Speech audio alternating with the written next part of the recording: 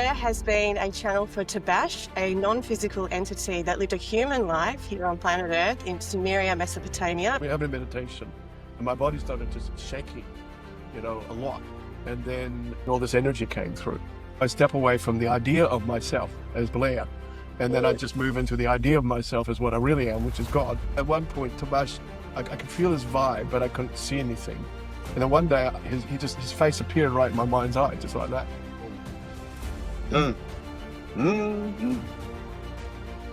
Hello, Genevieve, how are you? I have a way of putting it where I say, there's two energies. You got your inside energy, which is you as God, literally deciding what to do with your power. And then you have the outside energy, which is the world and old systems and structures telling you what to do. What about things like cancer? All diseases, disturbances, stresses, dysfunctions only come about because there's a lot of alignment of the formula. In order to be something more, you always have to know how to be nothing. Hi, I'm Genevieve and welcome to the New Earth Frequency podcast. Today I'm really excited to be talking to Blair Styra, coming in from New Zealand. I'm in Ibiza. Decades, Blair has been a channel for Tabaash, a non-physical entity that lived a human life here on planet Earth in Sumeria, Mesopotamia, about 5000 BC, which is the modern-day Iraq, I believe. And through Blair, Tabaash has brought really profound teachings about who we really are, have a true creative power, and how to live in more harmony with our soul. So we're here to talk to Blair about his extraordinary journey as a channel, and hopefully also to hear from Tabaash directly. So good morning, Blair. Thank you so much for joining us. We're very excited to show. Yeah, good morning, good afternoon, good evening, wherever you are. I would say that, sorry. Afternoon for you, good morning for me. Yeah. Thanks for the opportunity for me to be able to speak to you. I just think these types of interviews are exceedingly important at this time in history, because everyone is changing, everything is evolving, and, we all have stories, and basically, well, this is my story. Well, Blair, you've been doing this for so many decades, and I know that you've actually shared your journey quite a lot in these types of interviews, but I was wondering, just for us and our purposes, if you could Sure. share how the journey began for you. Yes, yeah. When I was a child, I was born in Canada. We'll start with that. And where we lived, we were up in the mountains. And as a child, I just felt really safe exploring bush forests, regardless of the fact that there were probably lots of wild animals and stuff like that. But I always had this innate sense of what I called then something more. And I didn't know what that meant, but it was just a feeling. And when I would go through the forests, at times, and I remember quite specifically finding this little area, and it was dappled sunshine coming through the trees, and then this moss on a fallen tree. And I just lay there, and I just felt this energy and a presence. I didn't understand that it was a presence then. I just was going with the feeling. And then if I tried to find that place again, I couldn't find it. It was almost like I stepped into a different vibration, different dimension, whatever you want to call it. And also, right at the top of the road, before it went up into higher mountains, there was a cemetery. I used to wander around there as a 6-year-old, and I just felt the energy. I wouldn't say I was communing with the spirits, but it was just this feeling I had about stuff. And there was this little grassy knoll with these 3 pine trees on. And I would sit up there and I would remember heaven. And I remember sitting up there as a child and crying because I remembered heaven, and that where earth was, this isn't what it was all about, basically. See? And so I was quite an unusual child. I didn't like hanging out with people my own age and stuff like that. I wanted to talk to adults and, that type of thing, basically. I was quite a solo person in lots of ways. And I had my mates and stuff. Even then, it was almost like I had to stay detached in a way. When I was 11, we immigrated to New Zealand. And so I had those first 11 years of my life in Canada, and then we came here, settled in Auckland. And then I just kicked into, growing up, puberty, all that sort of stuff that you go through, basically. But My background is my dad was Ukrainian and my mother was half Swedish, half Spanish. And so I was a server in the church. And I remember saying to a priest once, I said to him, "Oh, there's more to God, isn't there?" And he just looked at me and he goes, "More than what?" And I just said, "I think there's more to God than what the church teaches." Well, he had no idea what to say to me. I think he just brushed me off, so to speak. But yeah, that was me, it was just, hey, there's something going on here, but I don't know what it is. And then, life happens, da da da da da. I wasn't particularly paying any attention to anything big and spiritual. And then moved down to Wellington, and invariably I connected up with my wife. And so she was older than me. So she was 24 years older than me. We Wow. had, I And you, was, it was a scandal of low art. So I was 18 and she was 42. And we had this relationship. Invariably, we actually ended up being together until her passing, 46 years. And it was through circumstances that happened to her that I started activating, what I like to call the God part of me. And so Kay, her name was, she had breast cancer. And at the time, it wasn't a very good prognosis. So we started looking at life after death and all this sort of stuff because it was bad. The surgeon even said, have you made a will type thing.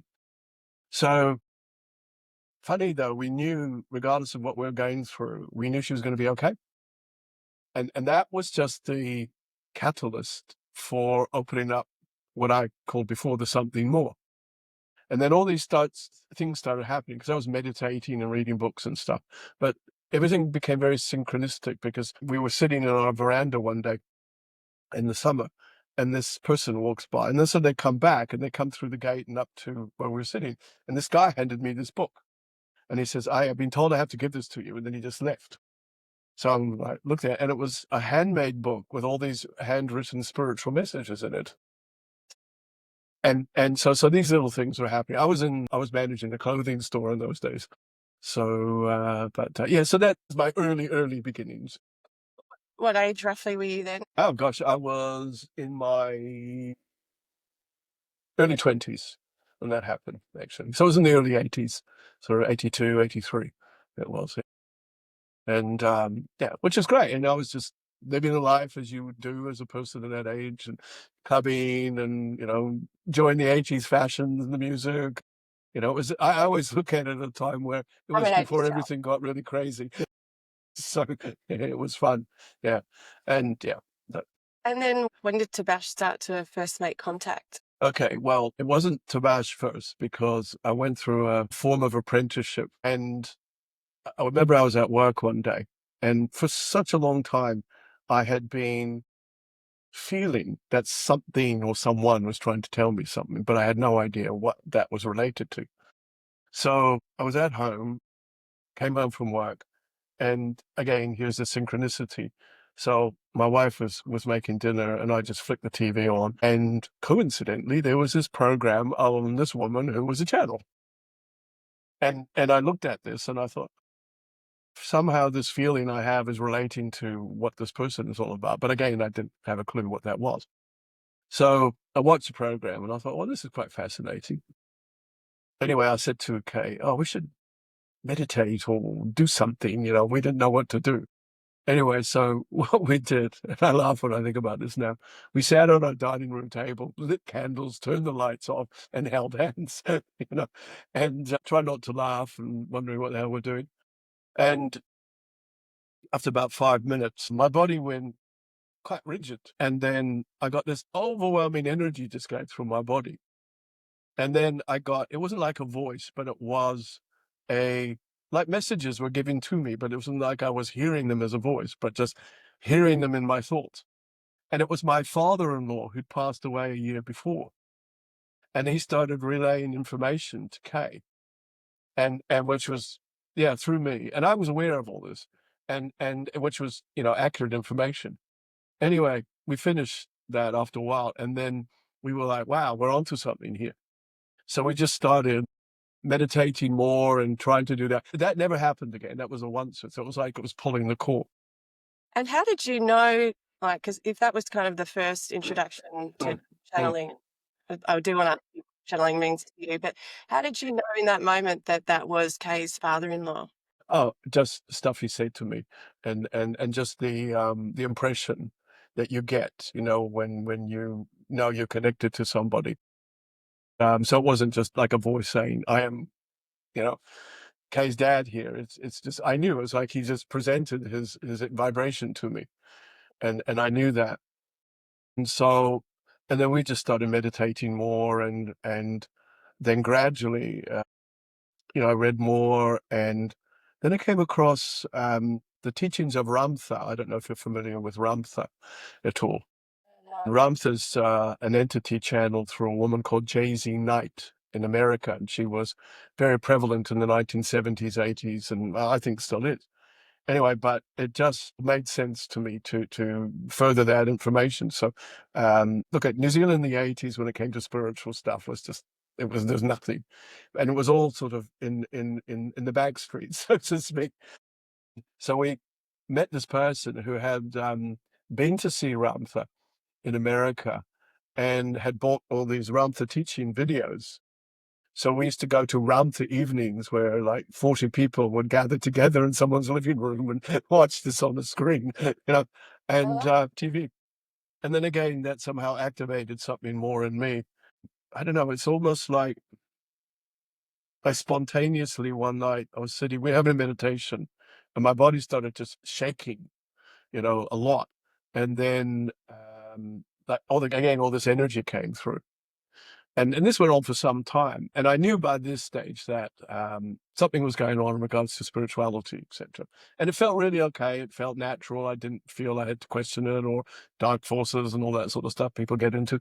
And then one time I was doing it and this entity came through and it just started to talk to me about, you know, in my head, things that, we were going to do in your bodies in preparation for being a channel, et cetera, et cetera. And I didn't question it. I just thought, oh, well, I'll have this experience and see what's happening. I never thought for a moment that I'd be doing this as a career. So over the years, so we're talking about years here, this just developed. And then entities started talking through me. You create a relationship with some of these energies. And right from the beginning, they always said to me, we are in preparation for other things and other vibrations to come. And got to the point where, when I don't like to use the word crossroads, but you're just in a part of the road and you realize something shifted and changed. And so we went overseas. And while we were away, my mother-in-law had died and she had Alzheimer's for 10 years. She lived in Auckland. And so we were in Egypt then. And when it came back, um, when we were told this, we had a real strong feeling that we had to go to see a psychic or a medium or something. So we ended up going to the Spiritualist Church in Belgrave Square in London. And they had visiting a medium from Norfolk there. Anyway, he came right up to Kay straight away and gave her this most perfect message from her mother. And then he came up to me and he said, "Oh, Spirit wants to talk to you about your career." And by this stage, I was actually considering a medical career. I was thinking about going into that arena. So the guy said, "Look, I got 2 rooms here, and I can see a room full of light, and then I can see a room with a building in it, and it's got a red cross on it." And I thought, well, that's obviously a hospital. But I had no idea what the room of light was all about at all. So the guy said, "Well, whatever you choose, you'll excel in, and it's just a matter of choice." So I thought, okay, I'm on a path here, I'm gonna, you know, apply for studying medicine or something. And then we came back to New Zealand and I was looking at the paper and there was a small lad and there was this woman who was visiting Wellington. She was a channel and she channeled the Egyptian goddess Isis. So I said to Kay, "Oh, let's check this out. This is really cool." So off we went and it was about maybe 60 people. And the woman, Jenny Tro, her name was, she was up there and then Isis came through and you could see the transition. It was, really amazing. And then Isis came through with some, really, basic teachings and things, but really interesting stuff. And then she suddenly stopped and she was staring into the audience. And then she pointed and she pointed, "You are a channel," like this, you see. And I didn't think she was talking about me. I thought she was talking about the dude behind me. And I'm like, oh, that's cool. Anyway, no, no, no. She goes, not him, you. And I'm, believe it or not, quite a shyish person. And so, of course, everyone turns around and looks at me, and I'm like, anyway, long and short of it But there's is, part of you that knew at that point. You kind of I'm knew. sorry? Was there a part of you that kind of knew? I kind of Yeah, know. yeah, yeah, yeah, yeah. I mean, I'd been practicing with things and things were happening. Anyway, we ended up doing these weekend workshops. So they would come down every so often and we would go and do the ISIS workshops, you see. And it was ISIS who said to me, you have an entity who wants to channel through you. And his name is Tabaash Salam Mahan. And when she said the words, it's like, oh yeah, I know this. It was no big deal. Revelations. It's like, oh, freaky. You know, it was just, I know. So I thought, okay, well, I started working with the idea of it. And then at one point, Tabash, I could feel his vibe, but I couldn't see anything. And then one day, his face appeared right in my mind's eye, just like that. I didn't say anything. He was just staring at me. The face And behind you, Blair? yep, that's him there. Yeah, yeah. Yeah, and so he's just staring at me, and so this went on for some time, and then little by little he started talking to me in my thoughts and saying, "Oh, this is what I need you to do." So he's actually more directing me into, "I need you to exercise in this way, eat in this way, think in this way, meditate in this way." So that went on for a In while. order to lighten you, in order for him to Well, come it was more clearly? preparation for my mind, body, and spirit to be able to attain his frequency and lift up into that vibration. So I did it, and then I was having my house is two flats, and so we used to also have the upstairs as well, and that's where I used to meditate. And so I was up there meditating, and I was in this deep, deep meditation, which was, you know, when you get into that real bliss place. And then Tabash says to me, "Oh, open your eyes."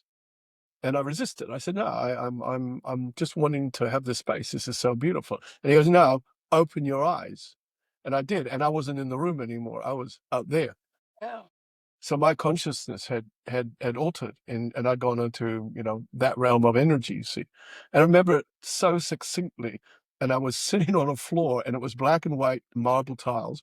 And there was all these windows there with all this light streaming through. And then I looked up and there was Tabash standing looking at me going, and he was laughing. And he Right. said something like, "Why are you sitting on the floor, Blair?" You know, like this. So you could So see your body. You yeah, yeah, yeah, yeah, yeah. And he goes, "Well, I was there. It wasn't an astral thing or anything. I was literally in a different zone." Anyway, so he says, "Up, up, up." And then we went and sat on these sort of sofas. And he started talking to me about the agreement that we'd made, the work that we could be doing. I as the channel, he as the vibration. And he talked more about these things. And the whole time he talked to me, it just made sense. I never questioned it. I never felt this is freaky or anything of that nature. It was like my soul understood this alignment, this agreement that I've made, and now it's time for action. But I didn't just accept this and then go public with anything because I wanted to make sure that I was comfortable in what I was doing, but also I wanted to make sure that this was real. yeah. So I just worked with Tabash and his guidance and other energies until I felt, yeah, you know, this is the real thing. And then one day Tabash said to me, right, book a room, we're gonna go and do a meeting. And I'm like, anyway, and I had no idea who's gonna come, if anyone. And when was But this? What? this was in 1990, I think it was 1991, around that time. Anyway, so we booked this hall or this room in a building. And I thought maybe 10 people will come. Well, 100 people showed up. Wow. And I'm like, "Oh, No God," you know, pressure. anyway. Yeah, yeah, yeah. So, you know, I mean, I wasn't a seasoned performer then, you know, and so I just went up and You're like, Tabaash, introduced don't myself. embarrass me. No, he'd never done that. And yeah, so, and then a really amazing teaching came through. And so, yeah, and it was the beginning of all things. And then I started being invited to speak at things like spiritualist church groups and stuff like that, you see, because it was so different from what they normally would have. And then we started doing our own public meetings. And we ran public meetings here in Wellington. We used to call them meditation teaching or meta teachings, because Tabaash would do a teaching, and then he'd talk the audience through a meditation, but he'd use music and he'd just weave story around the music. But he hated what he called tinkle music. So he would send me through town looking for the most extraordinary pieces of music, and he'd weave a story around it. And I mean, some of the stuff that he chose, I'm like, really? And it worked, What and it was is it? A instrumental frequency, stuff. was it, or kind of No, like there was a really cool group called Era, and it was Gothic Gregorian chant with a rock beat. And it was like the most powerful stuff. And when Tabaash did a meditation using this music, people were leaving their bodies. People were in ecstasy and joy because of the way he organized the story around the music. And he even used, and this was really funny, Grace Jones' Slave to the Rhythm in a right? meditation, and it worked, Wow, you know? And so there's actually an enormous amount of meditation. But one time he said, "Oh, I need you to go and buy this music for our next stuff." So I went to the place where I buy my music, and I said, "I want this." And he goes, "Oh, well, I don't know. We don't have this. I haven't ordered this. I don't know what you're talking about." And I said, "Look, I have it on really good authority that you have this piece of music in your shop." Anyway, so he went rummaging out the back, and he came back with it. And he goes, "I have no idea where this came from." wow. So Yeah. anyway. Yeah, yeah, yeah. But we did those meetings for 12 years, every month. In Auckland or No, no, this around was in Wellington. We're in oh, Wellington now. Wellington? Sorry. Yeah. Yeah, yeah. And I was traveling around. I was going to Christchurch and occasionally Auckland where I would do something. But the main thing was in Wellington. And also I had a radio program for a couple of years called Talking with Tabaash. And Tabaash would, come through and he would do a teaching, and then we would open up the phone line so people could ask him questions. But we changed the format after a while because people are asking stupid questions like, is there a man out there for me? Is my house going to sell? And all that sort of stuff. So in the end, we changed the format, and Tabaash would interview people. And I have a huge cross section of friends from way up in political positions and running companies and stuff like that to people just normal everyday people. And of course, they're all spiritual people. So I would just say to them, would you like to be interviewed by Tabaash? And so yeah, I had the race relations conciliator. I had a local counselor. I had a woman who she's since passed. She was very in her early 20s, and she was diagnosed with terminal cancer. And so Tabaash interviewed her about talking about how she felt and all that sort of stuff. And then one time there was a visiting channel from the States. No, I think UK. Anyway, so the two entities were talking on the air together. You see, yeah, and so it's a bit weird, but yeah, it's cool. So yeah, so that gives you a little bit of a gist about stuff. Yeah, no, thanks, Blair. I love that. And one question I did have was and I really wanted to ask about timelines and, the fact that there is no such thing as time and space and ultimate reality and things like Yep, that. yep, yep. If we've lived infinite lives and infinite versions of this life, but not only just infinite versions of this life, but also infinite versions of other lives, why is Tabaash coming in linked to his Sumerian life? Yeah, Why is I he mean, linked to that? okay, so once we leave our physical bodies, we just become consciousness, and therefore, we are everything. We are just source power. But then what we do is like we've done in our incarnations now, and you could say Tabaash is doing the same thing. You will put together a formula based on the best way you feel, your personality. So you could say Tabaash chose that personality that he was or is still, and to utilize because talkative chap, and just his personality, his humor, all that sort of stuff is very appropriate for the way he wants to teach and also the way people will hear. Yeah.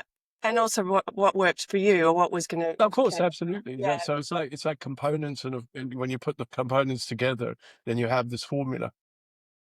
So he's choosing to connect with that frequency, that signature frequency that was Tabaash, but really his consciousness is many Yeah. things, and that's the part that Yeah. Tabaash is very much into we are God, the highest level of consciousness. And he gave a teaching recently in an event, and he said, to God, there's no such thing as creation or manifestation because that implies time. And to God, time doesn't exist. So to God, it is everything, and it's just consistently investing in itself all the time. And therefore he says, well, everything is just there. It's just whatever is needed is there. You don't have to create it or manifest it.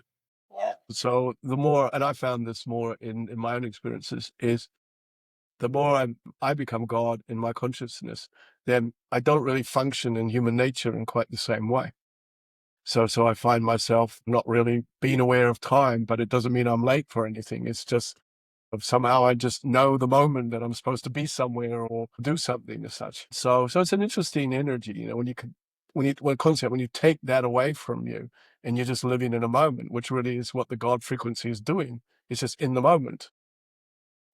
And so you get moments that come together which establish another formula, which I think is what's very much happening at this particular time. All these different moments are occurring.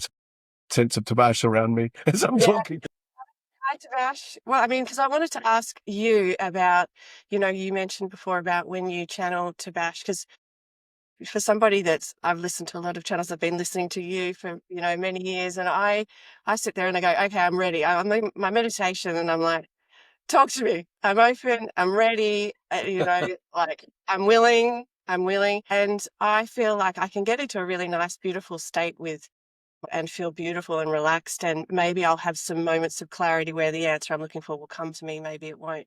But I never feel anything else. Like not, I don't want to say what am I doing wrong, because I know that's not the right question, but what does it feel like? Because my interpretation as well is that we're actually all channeling our signature frequency all the time. Like I have Correct. Yep. instantaneous streams of consciousness. I don't even know what's going to come out of my mouth kind of thing. So I'm like, okay, so clearly I'm channeling my signature frequency, but how do I kind of go like that? And because I've heard you say in other interviews that you sort of almost go to the background while Bash comes Yeah. forward. Yeah. Well, now it's best way I'll describe it is, I'll just close my eyes and Spirit gave me a little phrase to think about, which allows me as Blair to just simply shift this state of into another state of consciousness.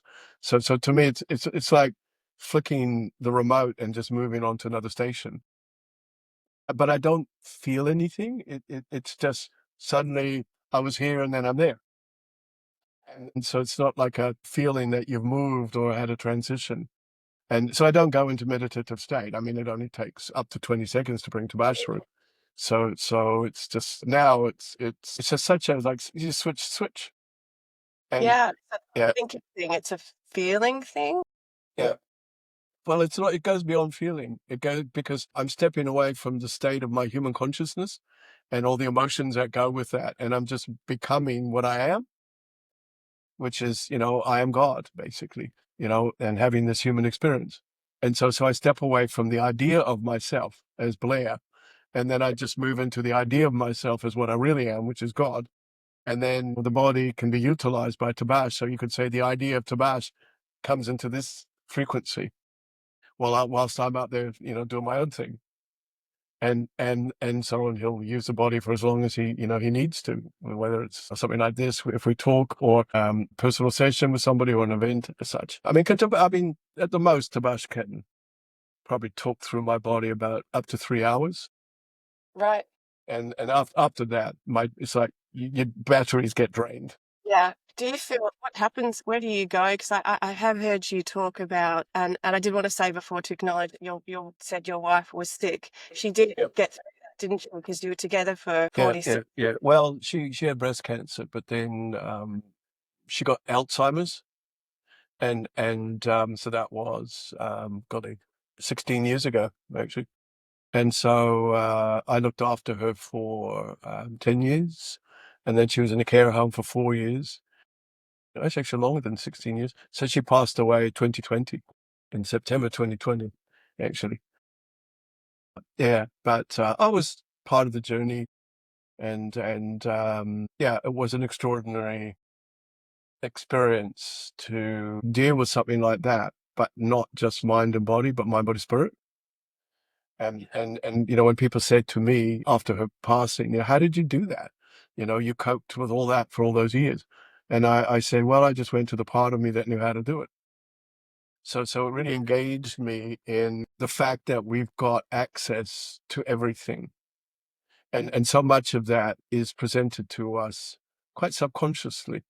And, we all talk about coping mechanisms and I don't know how I got through that, but I did, etc. And I think that we've got all these versions of ourselves that are particularly just stepping in all the time.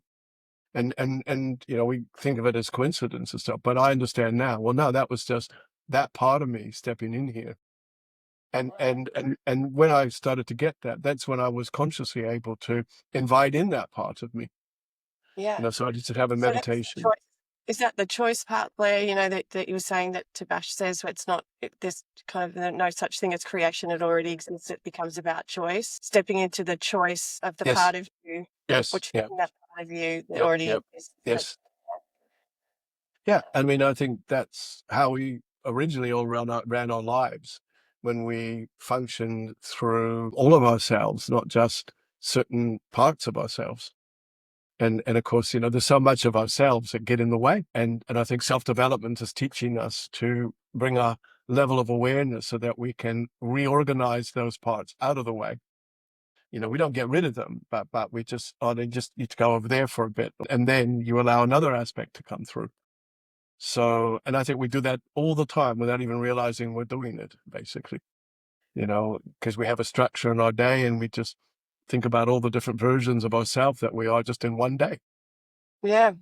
Yeah. And when your wife was unwell, did you ask Tabash what's causing the Alzheimer's and even Oh, the of can course. and what was, and I guess this comes also back to, was it part of her destiny?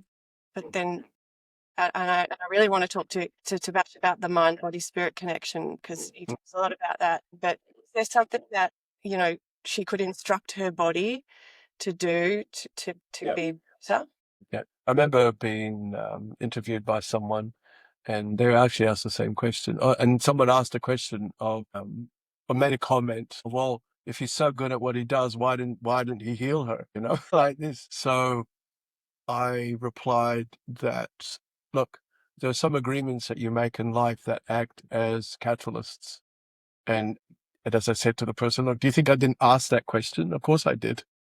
But then, that wasn't Kay's agreement. She made the agreement to, and there are other circumstances which I know, which I won't share, but why she had to shut off like that. And so, and I'll share one of them with you because my wife is a highly independent person who wouldn't let anyone do anything for her. She always had to, this is the way I like to do it, and so on and so forth.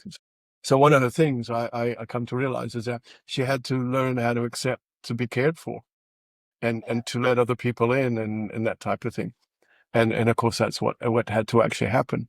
So, but obviously, with the different with the formula that we were, then, I had to play this role for her and also the catalyst that acted for me in my growth and development and opportunities. And yeah, I had, I wouldn't not have gone through it. It was an extraordinary experience. It just teaches you about really unconditional love. One of the things that the staff used to say to me, because I used to go and see her every day, regardless of whether she knew me or not. Someone said, why are you seeing her every day? And I said, well, she's my wife and I love her. And I want to make sure that she has a cuddle and, and I pay attention to her. But also my wife, she's very beautiful and very fastidious about her makeup and hair. So I taught myself how to do her makeup for her and her hair. So I always made sure she was presented, in a really amazing way. See the notebook? Yeah, yeah. I remember someone saying to me, "Oh, you see the notebook?"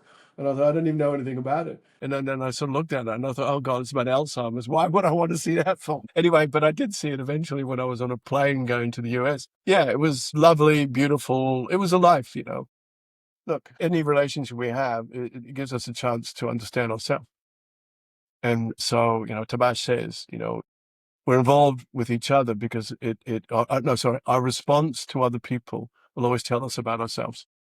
And do you feel you connected with her since? I think I heard you speak about on another interview where while Tabash was coming through, you kind of went off and you felt you didn't remember, but you felt like you had been with her. Yeah, yeah, yeah. So it was when I just finished with a client. And when I came back, I had this huge smile on my face. And the person said, what are you smiling at? And I said, oh, I've just been with my wife. And so I didn't have the memory of it, but I had the feeling of it. but there's been two instances where I knew she was around. And thinking about Kay is that when she finished with something, she'd be off. You know, she was never one to hang around, even in passing. I was driving through this tunnel just up the road here, and the road had two lanes, and then it went into one lane into the tunnel.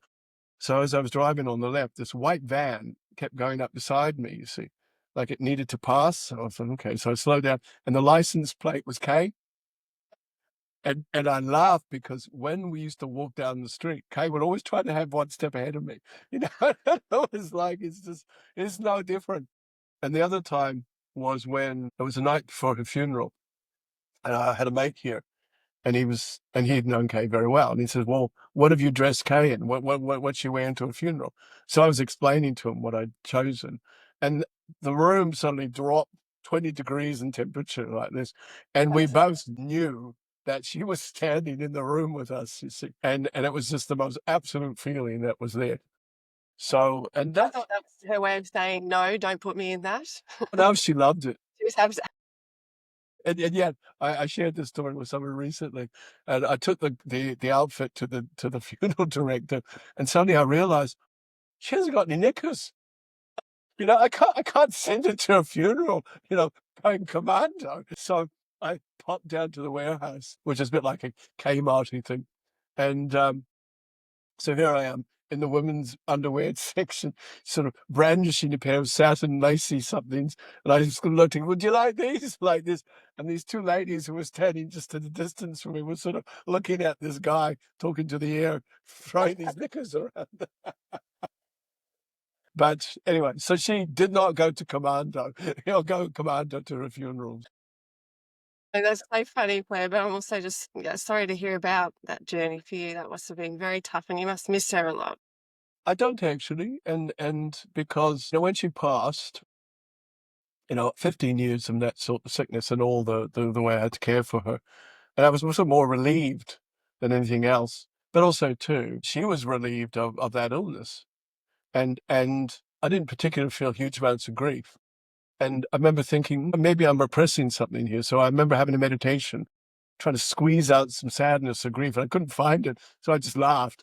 And I thought, well, what have I got to feel sad about? She no longer has Alzheimer's. She's gone home. I'll see her at some point. In the meantime, I've got a life to live. And that's the way I looked at it.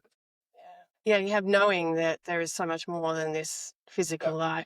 Yeah, completely. Yeah. And I mean, my dad just passed. He was 90. Same thing. And I was with him when he was passing. And I was watching him because I was so fascinated by all the different steps and stages that the physical was going through. And then just, I think it was about 2 minutes before he passed, this huge smile came on his face.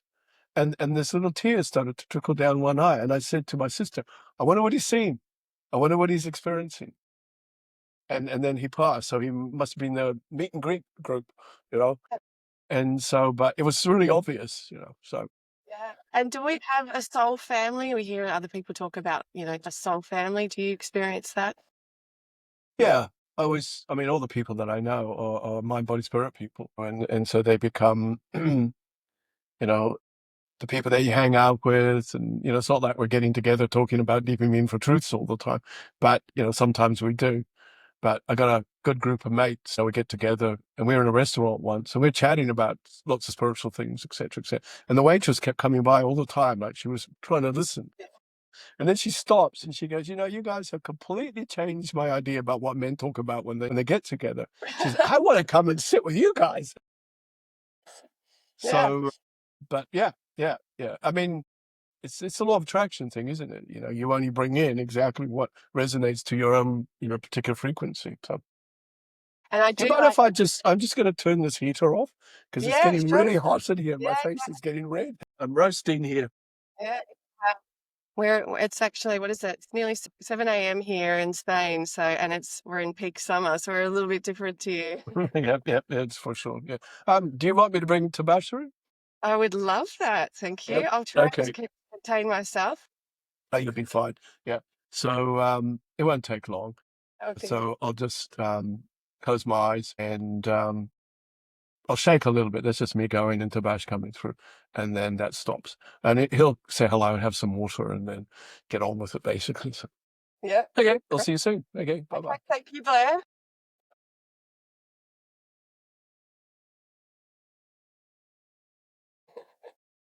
Hello, Genevieve. How are you? Hi, Tabaash. I just have some water. How are you? Thank It's you. excellent. Thank you. Thank you for the opportunity that you're offering here, basically. But not just that, but we honor you for the lights that you're turning on because you are an activator and you are a communicator and you are a leader. And so all the things that you're doing, not just this, but other things that I know you're doing are engaging and encouraging, for people to, as I say, be God's more. And so we just want you to know you are recognized and God knows what you're doing and sees what you're doing. You're going to make me cry. Yeah.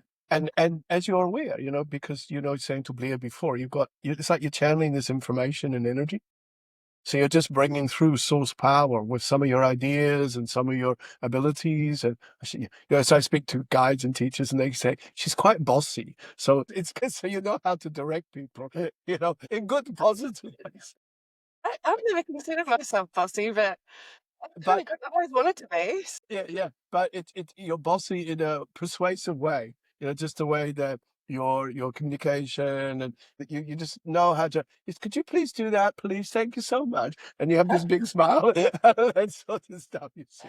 Oh, So you have this graciousness about you that makes people do things for you, which is good. Must have been something to do with a lifetime you've had in a position of authority and privilege. I'm going to think differently now, so So I you love it. should. Yeah. You Tabaash, want to ask me questions or make I some. want to ask you so many questions.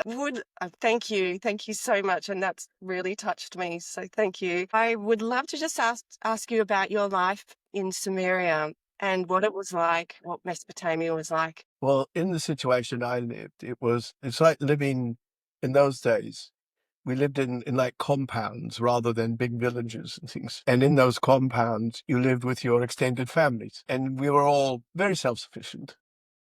So, all the husbands were there and all the wives and the sisters-in-law and the cousins and everyone was in that type of environment. And everyone just played their part.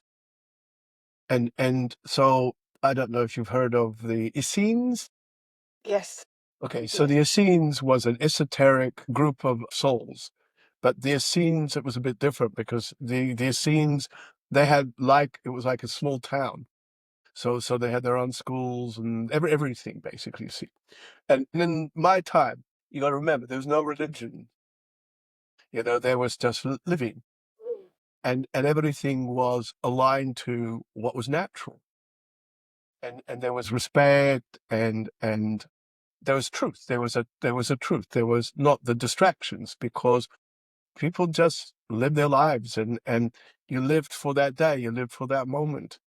You couldn't really make plans like you people have. You do. You didn't have, oh, where should we go for holidays today? This year, sort of stuff. And I was a merchant. I would travel, around certain areas. I went to India quite a lot. I went to Oman quite a bit. So around that areas, it was during my travels that, you think and you contemplate, you consider, get involved with your own self in your journeys.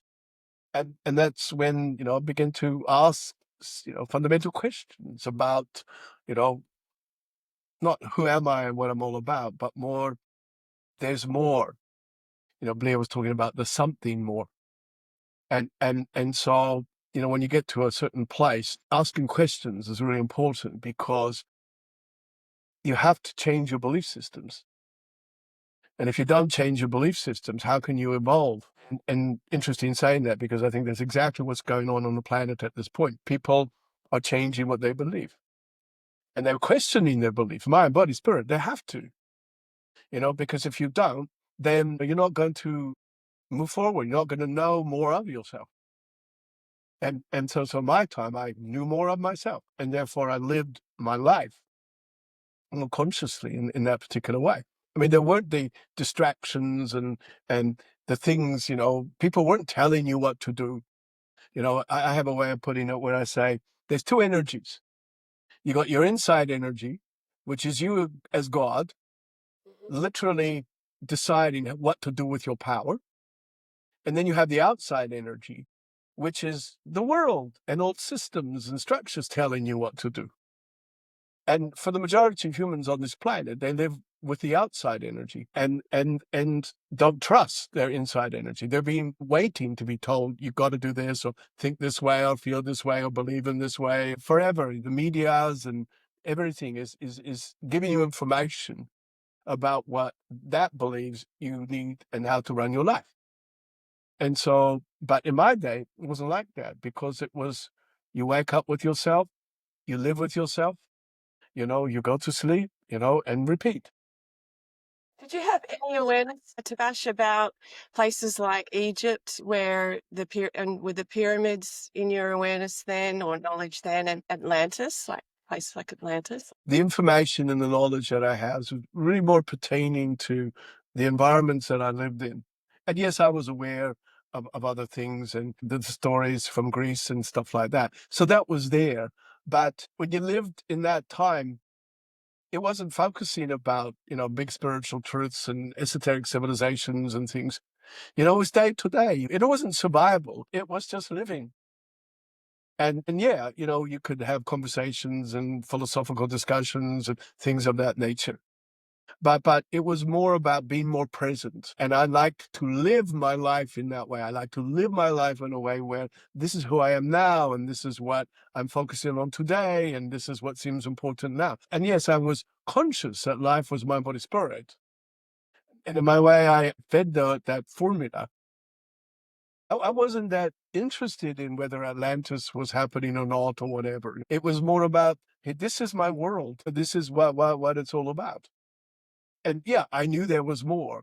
But then often, and I see this in human nature, they get so focused on wanting to know more about out there or what's happened in the past, and don't focus on what's happening within them. And who are you now? What are you doing now? And so people use, I think, the past sometimes a bit of a tactic to divert themselves away from their need to grow and to change, basically. See, I want to know all my past lives and, what's my future going to be and all that stuff. It's more of a matter of, well, look, it's enough to know what the day's going to be. Yeah. Pay attention to who you are now. Pay attention to that you're a source of power. You don't have to find yourself. You have to daily see yourself. And then each day you decide, well, what am I going to do with that? And this is where, we come along to give assistance as such. But when I lived, it was actually easier. And because there was a huge amount of respect, but your world was where you were. And therefore you did not have all the distractions like you humans have now, with, everything that's going on everywhere, you know? And that's got its uses, but then it's also got its abuses. And so this is where, it's not about going backwards. You can't do that. But you have to, be considerate of, well, what's distracting me? To me, it seems like humanity seems to keep creating situations or apps that distract people away from themselves rather than attract people to themselves. And yeah, you speak. Oh, so Tabash, I was going to say, I've heard you speak a lot about, the soul being the authority, and you touched on it before. We don't kind of step into that authority, and I would love to hear more about that, and also that the soul mind body connection, which you also speak of. I think I heard you once talk about, and you've talked about this lots, about we need to kind of bring the mind and body on, the soul needs to kind of bring the mind and body on the journey with us and almost give it the plan. Yep. I'd love to know more about that connection and the Sure, difference between absolutely. mind and what is the mind. Before you are ever human in your nature, you are always God in your nature, or higher in your nature, whatever way you want to put it. And that's your authentic vibration. And in that frequency is everything. Whilst you incarnate on your planet, then of course you get involved in your human nature. And so the human nature is an opportunity for you to express yourself as God through all the different ways that life offers you opportunities. So every human being on this planet is God expressing themselves as God in that particular way, with those particular talents and so on and so forth. So you're always seeking for yourself and the dynamics of everything. So on Earth, the major formula of life is mind, body, spirit. So those are three components that, when brought together, align you and therefore give you access to all of Source. For such a long time, humanity lived as light beings. And as light beings, you had no concept of human beings, even physiologically. You did not function in the physiological way. You did not have organs and all that sort of stuff. You were just light, pure light, knowing expression on a planet that was extraordinary. And then gradually, as humanity, as the light beings, evolved, then they got involved in the human concept.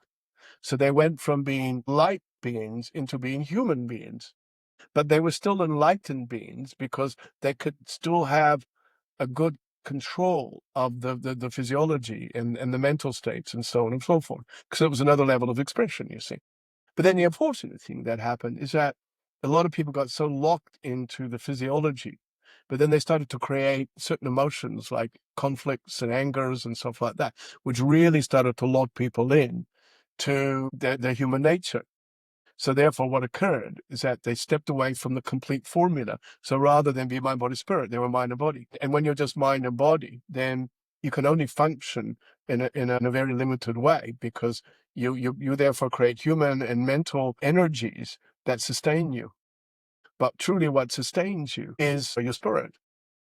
And so, of course, when you die, then your spirit just moves into another state of consciousness, and there's no life anymore in the body. So, of course, humans started to create rituals around things, etc. And you always had souls who knew what the answer was in the bigger picture.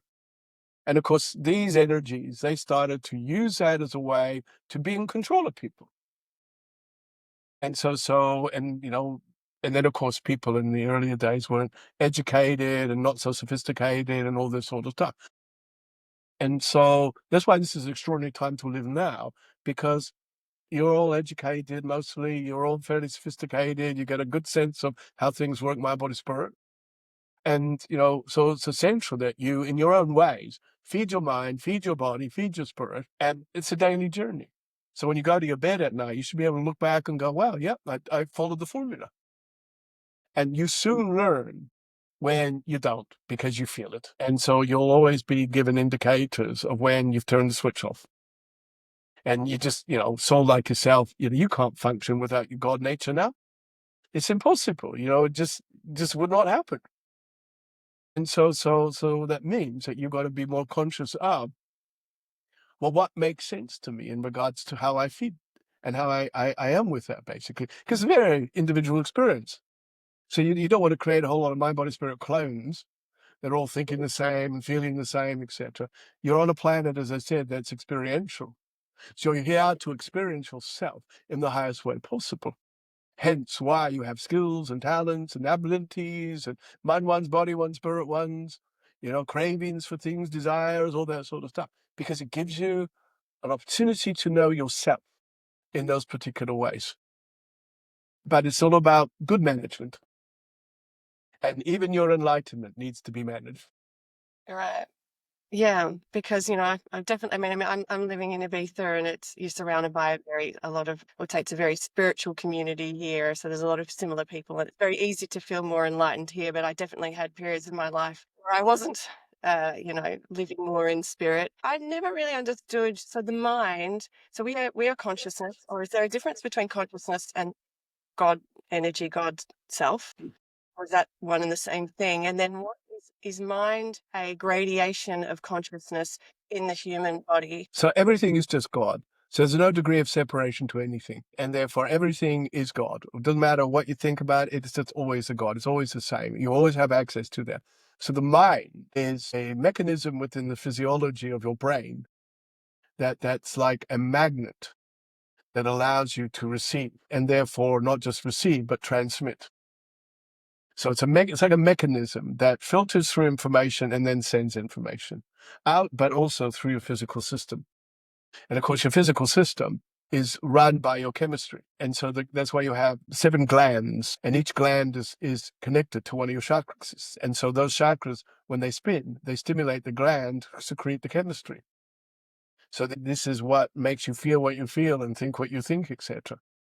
So when your vibration is of God, then as you spin your frequencies, it's the purest vibration, the purest frequency. And therefore you create a chemistry in your system that aligns with that. And so I have a way of teaching where I say, life does not happen to you. Life happens because of you. And so because of the way you think, the way you feel, etc., you're creating a frequency. And that frequency will create a chemistry in your system, which will make you feel up or down. And so, I just say metaphorically, it's the way you wear yourself. And so, so when you think about it, people are looking more and more, well, how am I wearing myself? And it's time to change. So when you wear yourself as God. And I really love that. And I've never heard it explained like that, which I find fascinating and really helpful. What about things like cancer? And I mentioned this before to Blair about, I understand it's kind of the role of like things that we need to learn in this Yeah, lifetime. all diseases, disturbances, distresses, dysfunctions only come about because there's a lot of alignment of the formula.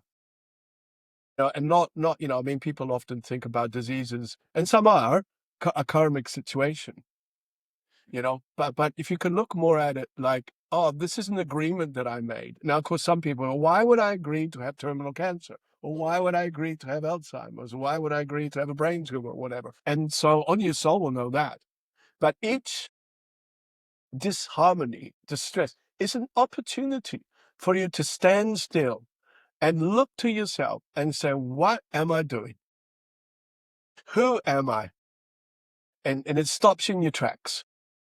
So it makes you look at your story. And in some people's cases, I've talked to a lot of people because I've dealt a lot with people who are dying, and I've run a seminar on grief and spirituality. And so it's an experience for every individual to look at who they are. And I've always believed your response to life will tell you about yourself. So some people they're amazing with it. It's like they know they're going to die, and they look forward to going home, and they're learning and evolving in that particular way. And then others resist and fight, and because they think that they're being shortchanged and all that sort of stuff. But whatever your reaction, response to all these things, I've always believed, well, this is going to give you an opportunity to decide something about yourself. How are you going to approach this? And I talked to someone recently, and someone I've known when they were a baby and now in their 30s. And so, and he's been diagnosed with cancer, and he's going to be fine. But we were talking about, his story and how he wants to approach this. And I said, well, how are you going to approach this? And he says, well, I'm going to fight it. I'm going to get rid of this, that sort of attitude. And I said, well, that's a way of looking at it. But can I suggest another way? And he says, oh, yeah. So I said, well, here you are, thinking you're healthy and focused and clear and you're on the road of life and everything's going wonderful. And all of a sudden your cancer self steps in and starts walking with you. So as God, you would look at that and you would say to your cancer self, look, I don't like the fact that you're here, but I'm going to let you walk with me. But here are the rules. So that's when you tell those aspects of yourself. Yeah, you're here, but let's walk together. But these are the rules that we have to follow. So what you do is you take charge of the energy rather than it taking charge of you. Because of course, people automatically get into counterproductive emotions when it comes to diagnoses such as these. So up comes their fears and their worries, or basically they're having a human reaction. And that's why I always say to people when they're in adverse situations, okay, your human nature is doing this way. Now ask yourself, what would the God in me do? How would the God in me approach this? Where would the God in me stand here? And straight away, you're going to get a feeling or an idea about something. The human nature will always deal with things in human terms and emotions, etc. The God in you will always stand still and think, oh, well, here I am. I'm God experiencing myself having cancer. And so it's literally about what vibration am I putting in to these experiences? And not just cancers and things, but any forms of conflict, relationship issues, scenarios in your workplace, you know, the way the world is and your own response and reaction to that. It's happening, but you have a choice in how you're going to be with it. And this is the thing. When I said that, I thought, but so many people think they don't believe they have a choice. So that's the outside energy again. But when you go to the inside energy, it's like, oh, hang on a minute. Let's just step back here, see it from a different light, as you people say. And so in doing so, see, to me, that is enlightenment, the state of being in light of yourself. And when you are in light of yourself, then you've just gone into the metaphoric room of your life and you turn all the lights on. I And then love when that. you stand in suddenly I can see everything. And I love how and I've heard you explain this before about just giving those almost like instructions to the body Yep, and the mind. yep. And I've heard you say, could you expand on that a bit? I mean, you've already touched on that. Yeah, yeah. Your physical is nothing without you, the soul. And then, I think the information that you pass on to your human nature is just so essential. And I don't think that's a difficult thing. Sometimes you've just got to say, human nature, it's me, God here. Just need you to know I'm changing my stories. Or we don't think that way anymore. We don't feel that way anymore. We don't do it that way anymore. You don't have to be over polite about it. You don't have to say, excuse me, human nature, don't want to bother you. That's not good leadership. You need to be able to inform from a position of power at certain points in your life. You don't want to be dictatorial, obviously, but you just need to be conscious of the fact I need to direct, I need to guide my human nature with a new way of thinking and a new way of feeling and a new way of being. It needs to be put in the picture. And I think that's a daily journey because I think everybody wakes up as a new version of themselves all the time. Human nature, it's me, Genevieve here. We've got a whole day in front of us. This is how I need you to be. Do your stuff, and Yeah. so whatever. I took your advice before this interview. I was like, I said, body, mind, don't stuff up. I need this to be a really good Yeah, yeah, interview. yeah. But you won't stuff up because you're God, Yeah. And I Okay. mean, so again, you've got to be conscious of don't be such a hard critique on yourself. Yeah. You come Yeah. up with the goods and it's been proven. Sometimes you just got to accept that as a fact and go, yep, that's true. Let's get on with this. You got more questions? And then I got to go. So what happens once we've reached the soul's reached, and I'm thinking linear here, that level of ascension, that mastery, because we incarnate and we have all these lessons to learn. Mm. Look, it's not about what happens. You never have stopped being God. And so what happens, and for the sake of the teaching, is that you move away from paying attention to states of consciousness which are limiting to you. And then you just be what you always are. You are in a state of being. You no longer have any idea of yourself. You are yourself. You are all of what you are. God doesn't have an idea of itself. It doesn't have an identity. It just is. There's a phrase I like to use, which I always love. In order to be something more, you always have to know how to be nothing. And what that means is I don't need a label. I don't need a purpose. I don't need a destiny. I don't need a direction. I'm God. I'm just always, I just am always. And so to God, there's no such thing as forward, behind, sideways, or anything of that nature. It's in a constant state of investing in itself. So if you think what you just said, in a way that's limiting because you've got a story that says, I have to attain a certain level of consciousness or learn my lessons and all that sort of stuff, you see. I mean, how boring to think that you have to go and be at school all the time, Yeah. So instead you should be saying, hey, here I am, this God, this woman's body, at this point in my life, at the moment, this is what I'm thinking, this is what I'm feeling, this is what I'm doing. And I'll keep on advancing that. So I don't have to find a level or ascend or anything like that. You never went anywhere. You're always, I mean, this is the thing is God is just constant. And you get that. And it's about living in that constant way. And like all the systems that people set up, I think they're more like activators. So you get involved in scenarios where you activate. And look, I've talked to lots of people who hop from channel to psychic to medium to clairvoyant to healer, blah, blah, blah, blah, blah. And they believe that is their self-development. Whereas that's just gathering. And then you take what you gather and you think, okay, how can I invest in this so I can be myself?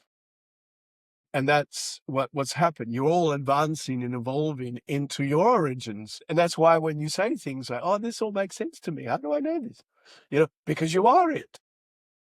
And I wanted to ask you about actually where you see humanity's evolution right now. Well, obviously, lots of dismantling of systems and structures and belief systems and things that have not served humanity for such a long time. And a challenging of those systems by people who are waking up and realizing that, no, we're not going to put up with this anymore, etc. So let's say there's this dismantling, but also this building of new ways of thinking and feeling, etc. So it's a very evolutionary time. But also humanity for the last 50 years has been making decisions about its own survival. And so it's going to survive. But it has to now build on the new formula, the conscious formula instead of mind, body, spirit. And that's where there's so much more disclosure of all of this sort of thing. And people are getting it and understanding it, but they're trying to find out, but how does this work for me? What's the best way to, use this vibration, put this frequency through? And that's what you're all involved in at this particular point. So it's a bit like I said earlier before about wearing yourself. So imagine you've been wearing a human onesie for a long time, and now you're swapping your human onesie for your God onesie. Mm, And when you wear your God onesie, it's like, oh, this is really comfortable. I like this. I like that idea. Yeah, yeah, yeah. Yeah. Anyway, I'm going to bring Blair back now. So Thank you so much, Tabaash. I appreciate it so much. It's so lovely to connect with you. talk again one day. I would love that. Yeah, Thank you so absolutely. much. All right. Blair will be a bit fussy, but he'll be fine. Okay. Blessings to you all. Bye for now. Bye bye. Thanks, Tabaash. Hello. Hi, welcome back. How do you feel? Oh, good. Yep. Yep. I mean, I've Yeah. been channeling since 9 this morning. So, I'm sort of spent most of my day out of my body. So, which is cool. So, yeah. Oh, that was wonderful. It was wonderful to talk to Tabaash. Thank you so Oh, it's a much, pleasure. Blair. No, it's a great pleasure. Yeah. Yeah. And Blair, I know we're really up for time. In fact, we've probably gone over, so I appreciate all the time that you've given us. I just wanted to ask, what's the sort of future for you? Are you offer, one-to-one channeling sessions? I've just started doing events again here in Wellington and starting to think about planning to do other events in different places. And yeah, so took a bit of a sabbatical from public stuff. After Kay passed, it was like I had to redefine myself and, not in my work, but more as a channel. Sorry, as a person, as a man, as a human being. And so, that's been 5 years. And so, yeah, I can feel spirit pushing me back into, more public stuff again and all that, which is cool. So, but, I've got nothing in the pipeline at this point, but hey, I'm always open to people who are interested, so, but it's just a matter of organizing it. But the world's a crazy place, as well. Yeah. Yeah. So, Well, we hope to one day welcome you over here at one of our yeah. events. Yeah. Well, absolutely, and, yeah, it's funny you say that because I was talking to someone the other day who said, oh, I had a dream about you and you were in Spain, you know, and I'm like, okay, that's interesting. Yes. So, Well, so, yep, yep. So obviously, look, yes. everything is possible. So, which is, Yeah. And Blair, so you've got your website. People could book a reading with you yep, and yep. Tabaash. So that's just blairstyra.com. And so all bookings are made through the website. And there's like information there. There's videos, there's newsletters, that type of things. So there's content. Oh, Yeah, I've written a couple of books, Don't Change the yeah. Channel, and the other one, Who Catharted, Yes, I which love that. I haven't read it yet, but I love the name. yeah, yeah, yeah, yeah. I mean, some people sort of look at me and went, what? Because some people don't know that word, you see. And of course, as you and I know, it's a play on words. Americans don't get it, so they went, what? Yeah, but us Antipodeans, we get it. Yeah, yeah, totally. So We'll put the links to your site in, the profile of this, wherever thank it you. is. Uh, but yeah, Blair, I really appreciate your time so much and all the gifts that you're sharing with It's a Tabaash. pleasure, and yeah, I love doing stuff like this because it's just needed. We all have awareness, and this is our time to activate it. And so, I'm just in a position where I do what I do as my job. But yeah, I think we all activate each other in our lives and who we are. We don't all can't be channels, mediums, and psychics, and that type of thing. I always say to people, hey, we're always good enough in whatever we do, but it's just to be able to find your own way of being able to do what your particular brand of magic has. Yeah, and Tabaash spoke about that too, which I Okay. love. Yep. Okay. Cool. But Blair, thank you so much for It's your a time, pleasure. and thank you to everyone who's Lots of listening. love. Cheers to everybody, and be the best versions of yourself that you can be, because you have that choice. All right. Well, I love you and leave you, and enjoy your day because it's very early for you. Yes, I'm going to get myself a coffee, a second Okay. coffee. Well, I'll go and sort myself out some dinner now. Okay. Thank you, Okay. Blair, Bye again, for and now. thanks everyone for listening. Thank you. Okay. Likewise. Cheers. Bye.